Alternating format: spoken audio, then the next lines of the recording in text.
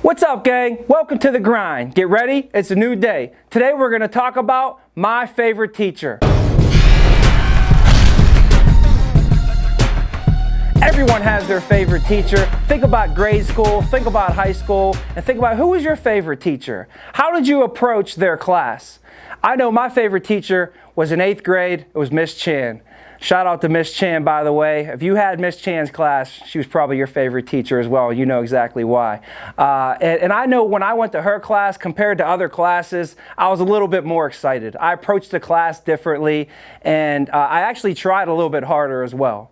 And recently I heard Ray Dalio speak about one of his greatest failures that he had. The worst year of his life, financially, his life was in shambles. Personally, his life was in shambles. And he was reflecting back on that, and he said that that was actually the best year of his life. That is when he learned the most. His worst year ever was also the year when he learned the most. Think back to some of your greatest failures. If you think about it, some of the worst times, if you look back at it, probably are when we learned the most as well. So, you know, that was when he hit his worst failure of ever, but he said it was when he learned his most valuable lesson. And if you think about it, in life, we're going to learn a lot more in failure than we are success. So when we approach failure, a lot of people don't approach it as a learning experience. They don't even approach failure as a teacher.